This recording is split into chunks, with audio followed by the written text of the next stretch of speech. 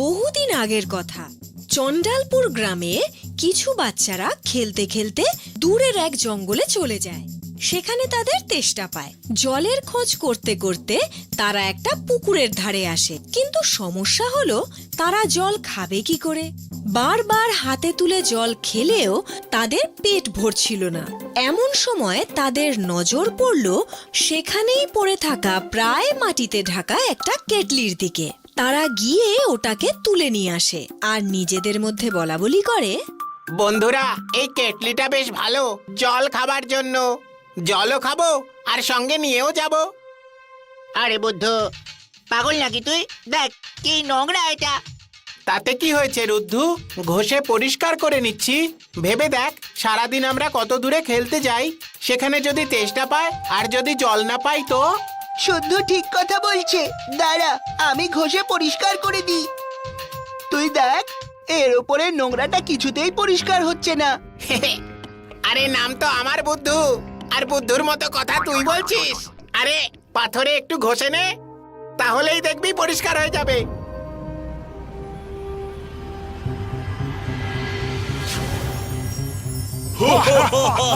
আরে আরে বাবা, এ আবার কে? তোর নাম যেমন তুই সেরকমই বোকা। আরে এটুকু বুঝতে পারছিস না? এর ভেতর থেকেই বেরিয়েছে। এটা আলাদিনের আশ্চর্য প্রদীপ থেকে বেরোনো জিনের মতো। যা চাস চেয়ে নে, আমাদের ইচ্ছা পূরণ করবে। তাই নাকি? তাহলে যা, আমাদের জন্য জল খাওয়ার একটা করে গ্লাস নিয়ে আয়। আমি কিন্তু তোমাদের কোনো চাকর নই। কিন্তু তুমি তো এই কেটলি থেকে বেরোনো জিন। আমি এই কেটলির জিন নই, আমি শয়তান। শয়তান! আমি এই পৃথিবীর সমস্ত জিনেদের প্রায় শেষ করেই দিয়েছিলাম। তখন একটা জিন আমাকে তার জাদু শক্তি দিয়ে ওই জাদু কেটলিতে বন্দি করে দিল। এখন তুমি আমাকে এই কেটলি থেকে বের করে খুব ভালো কাজ করেছো। এবার দেখবে এই পৃথিবীর সমস্ত মানুষকে আমি কি করে ওই কেটলিতে বন্দি করি।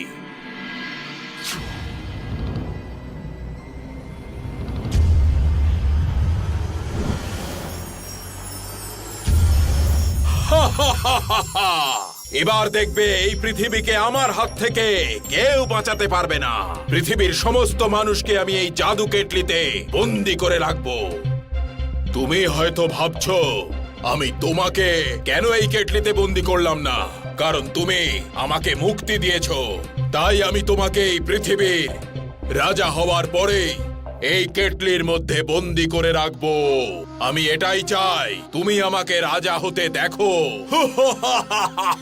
আর তারপর জিন হাওয়ায় ভেসে ভেসে তার জাদু কেটলি নিয়ে ঘুরে বেড়াতে লাগলো।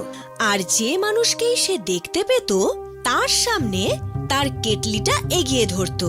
আর দেখতে দেখতেই সেই মানুষ রাবারের মতো হয়ে কেটলির মধ্যে ঢুকে পড়তো। ধীরে ধীরে গ্রামের প্রায় সবাইকেই সে কেটলির মধ্যে বন্দি করে ফেলেছিল।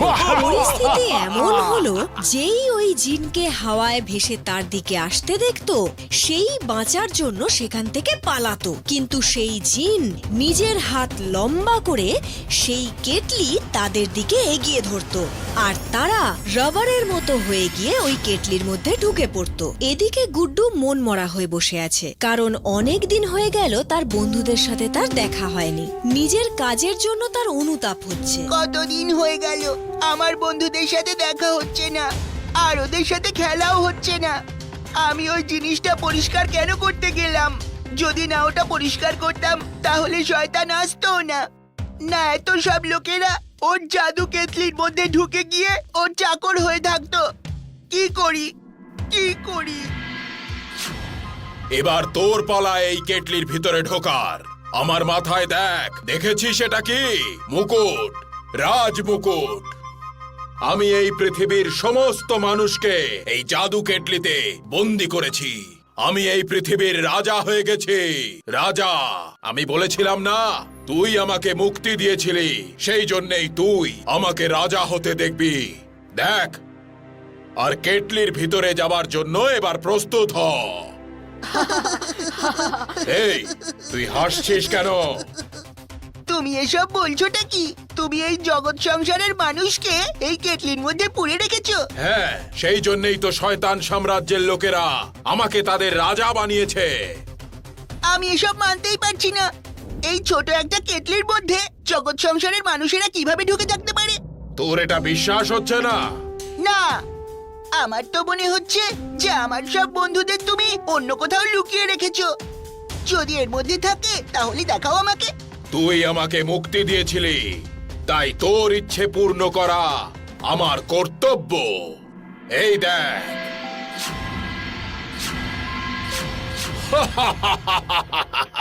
এবার বিশ্বাস হলো? এখনো আমার বিশ্বাস হচ্ছে না। আমার বন্ধুরা তো ছোট, কিন্তু আপনি এত বড়। আপনি এর মধ্যে কিভাবে ঢুকেছিলেন? নিশ্চয়ই আপনি অন্য কোথাও থেকে আমাদের সামনে উপস্থিত হয়েছেন। আজ আমি রাজা হয়েছি, খুব খুশি আমি। তাই তোমার সব প্রশ্নের উত্তর দেব। আমার চেহারা বিশাল, তাতে কি হয়েছে? এই দেখো আমি কিভাবে এই কেটলিতে ঢুকে যাই। বের করো, বের করো আমাকে। খোলো, খোলো, বের করো আমাকে। এবার এটা কোনোদিনও খুলবে না, না আমার থেকে না অন্য কারুর থেকে। এই জগৎ সংসারে শুধু মানুষদেরই অধিকার ছিল আর মানুষদেরই অধিকার থাকবে। হ্যাঁ, একটা কথা মনে রেখো, কখনো তোমার জেতার খুশিতে এত আনন্দ করা উচিত নয় যে অন্য কেউ সেই খুশির সুযোগ নিতে পারে।